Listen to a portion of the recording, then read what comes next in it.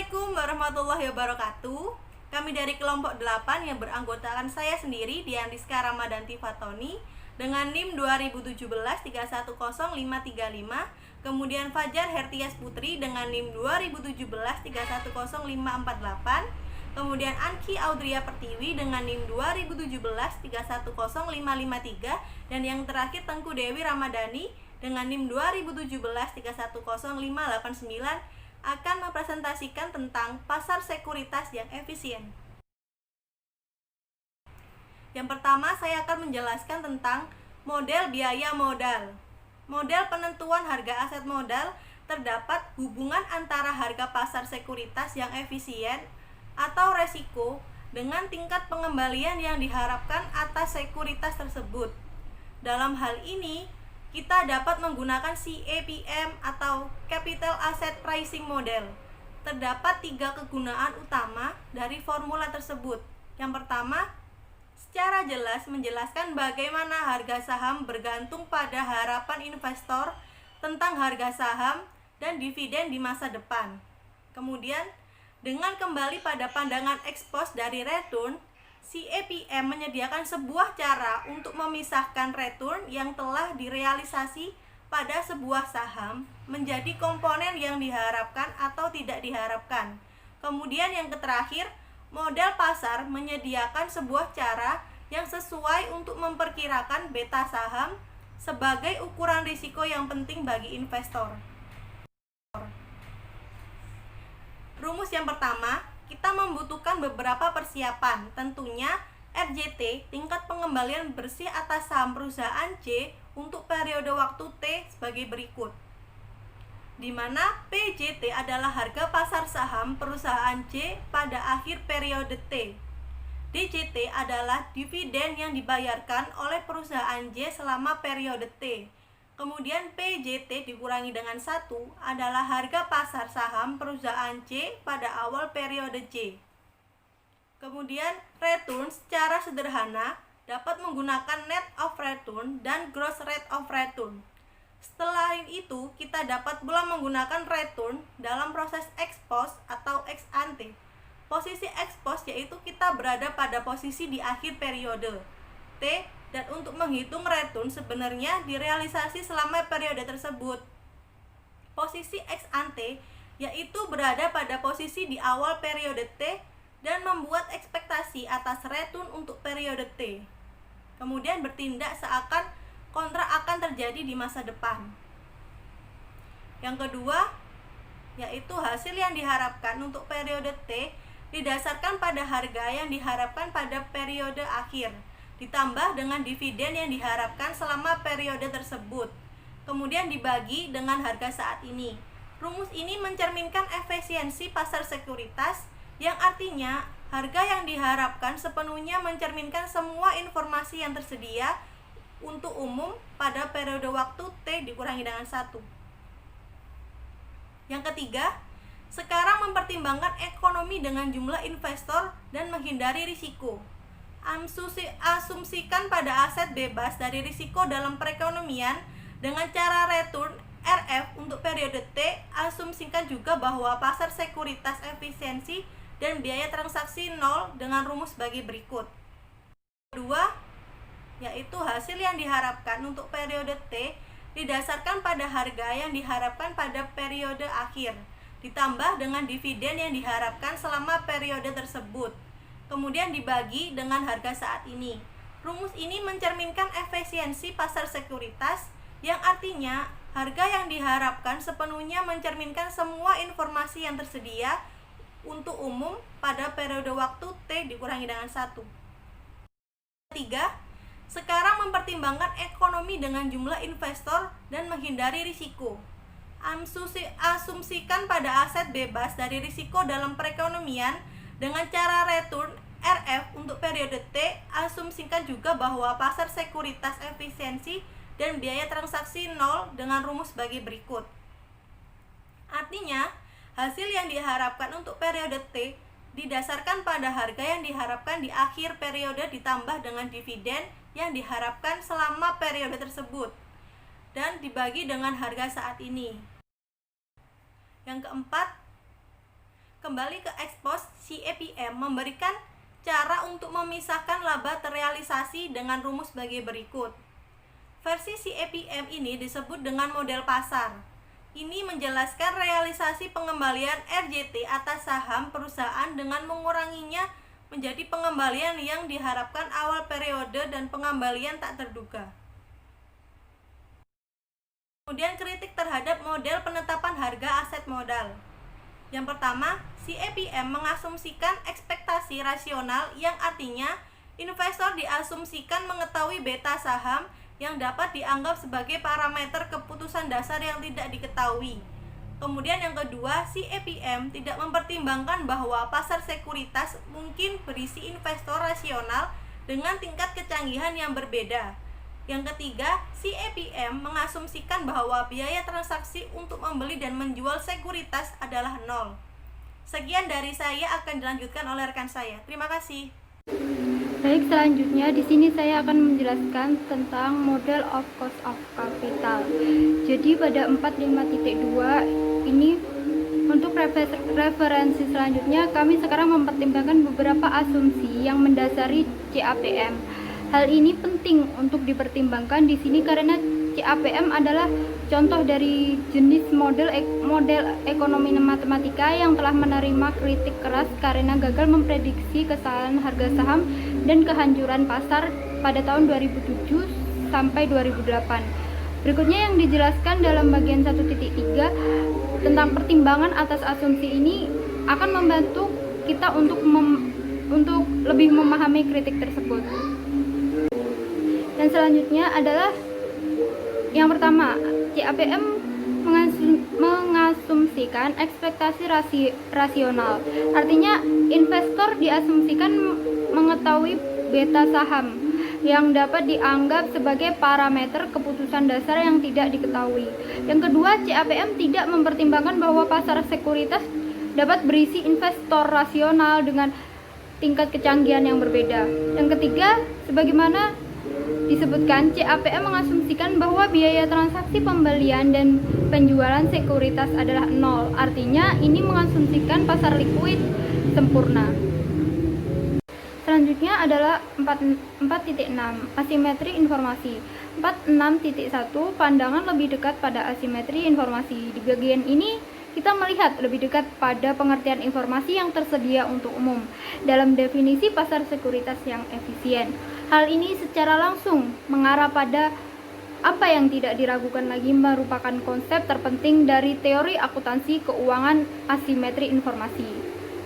Seperti disebutkan dalam bagian 1.9, ada dua jenis utama asimetri informasi. Seleksi merugikan dan bahaya moral. Kekhawatiran investor tentang seleksi negatif muncul ketika satu jenis peserta di pasar atau orang dalam misalnya mengetahui sesuatu tentang aset yang diperdagangkan yang tidak diketahui oleh jenis peserta lain atau investor biasa. Kekhawatiran investor tentang bahaya moral muncul karena upaya manajer dalam menjalankan perusahaan biasanya tidak dapat diamati, menciptakan kemungkinan bahwa manajer dapat mengelak dari upaya tersebut. Selanjutnya, informasi orang dalam sebagai sumber estimasi resiko juga berlaku untuk CAPM seperti yang diperkenalkan bagian 45.1. Artinya CAPM tidak mengizinkan pengaruh informasi orang dalam. Kemudian seperti yang baru saja dibahas, harga saham akan mencerminkan kerugian yang diharapkan investor di tangan orang dalam. Dalam hal ini CAPM akan mengecilkan biaya modal. Untuk menghargai potensi informasi orang dalam untuk menjadi perhatian investor, pertimbangan studi oleh Jagolinsen, Larker, dan Taylor pada tahun 2011, mereka mempelajari sampel 260 perusahaan Amerika Serikat dengan kebijakan pemadaman yang membatasi orang dalam perusahaan untuk membeli atau menjual saham perusahaan selama periode ketika mereka cenderung memiliki informasi orang dalam. Misalnya, kebijakan umum melarang perdagangan orang dalam selama beberapa minggu sebelum dan segera setelah pengumuman pendapatan triwulan. Selama periode Juni 2003 hingga Desember 2005 terdapat 7.856 penjualan dan pembeli pembelian saham orang dalam dalam sampel JLT. Mungkin yang mengejutkan, 24% dari perdagangan ini terjadi dalam periode blackout. JLT juga melaporkan bahwa 80% dari perusahaan sampel mereka memerlukan penasihat hukum umum untuk menyetujui perdagangan orang dalam.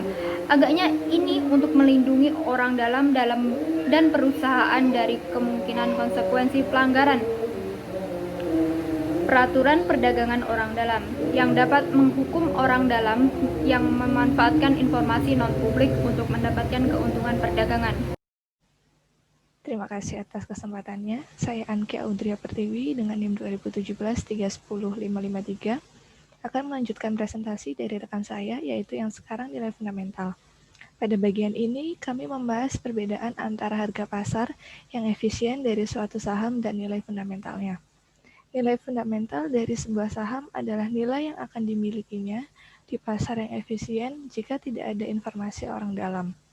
Artinya, semua informasi yang ada tentang saham tersedia untuk umum. Adapun langkah-langkah yang diambil oleh pemerintah dan badan akuntansi untuk memulihkan kepercayaan publik adalah dengan meningkatkan keinformatifan pelaporan keuangan sehingga meningkatkan kualitas rata-rata informasi yang tersedia untuk umum, atau dengan kata lain, menggerakkan harga saham mendekati nilai fundamental. Banyak dari langkah-langkah ini melibatkan pengungkapan yang lebih baik untuk memperluas kumpulan informasi yang tersedia dan mengurangi kekhawatiran investor tentang informasi yang tidak benar atau menyesatkan yang datang dari orang dalam.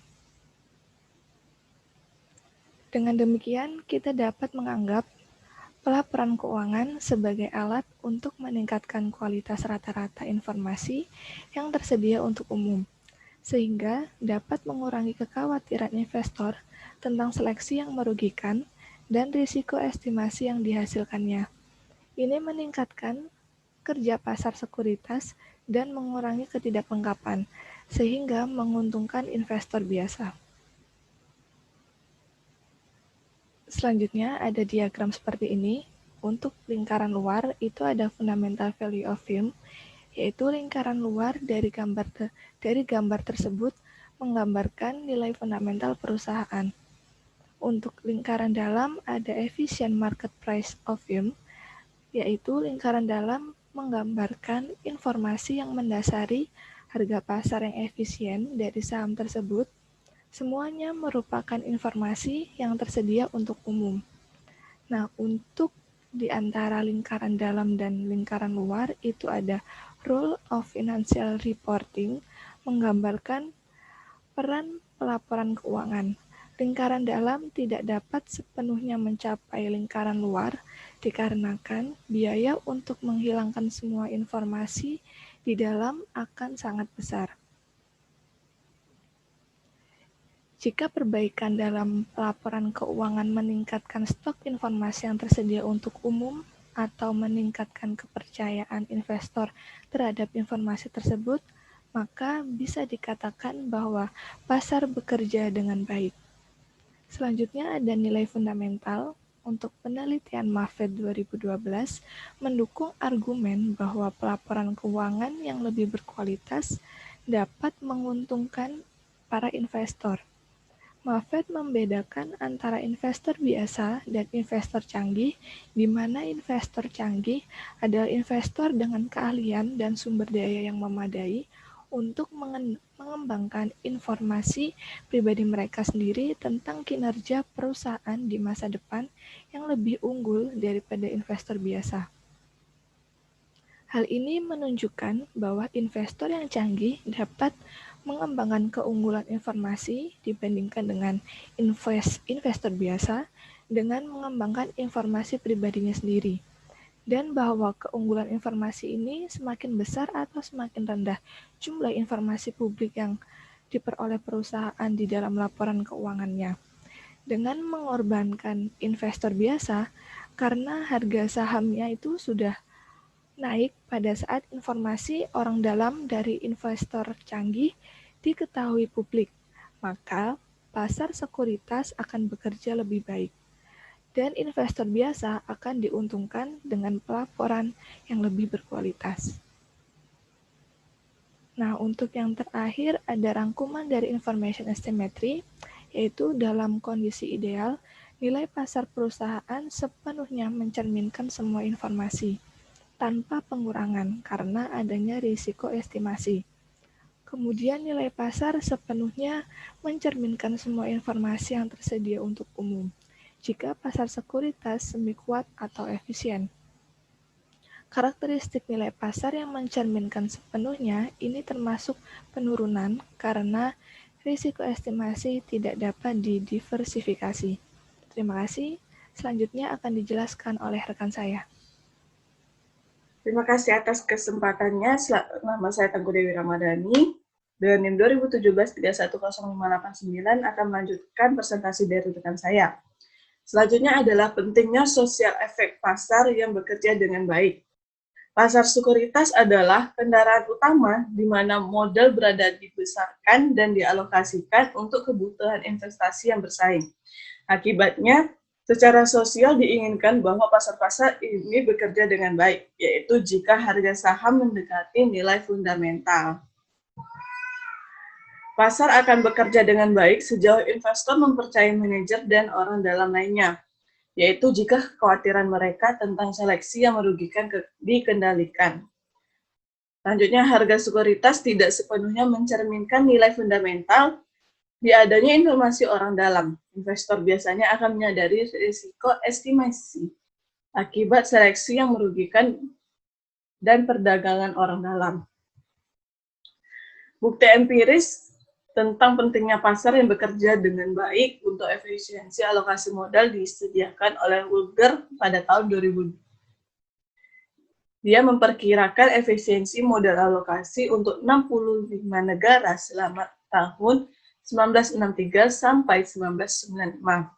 Dan ditemukannya negara-negara dengan informasi yang lebih spesifik, perusahaan dimasukkan ke dalam negara dengan harga saham relatif terhadap industri dan informasi ekonomi yang luas, yang mempengaruhi semua harga saham, menikmati alokasi modal yang lebih besar efisiensinya. Manfaat sosial dari pasar sekuritas yang bekerja dengan cukup baik akan dicapai jika dua kondisi berikut terpenuhi. Yang pertama, semua informasi yang berguna tersedia untuk umum, setidaknya sampai kemampuan hukuman dan insentif untuk biaya efektif, motivasi pelaporan berkualitas tinggi. Yang kedua, harga pasar sekuritas relatif efisien terhadap informasi yang tersedia untuk umum. Consolidation of Efficient Securities Market. Perilaku investor yang rasional mendasari teori pasar sekuritas yang efisien.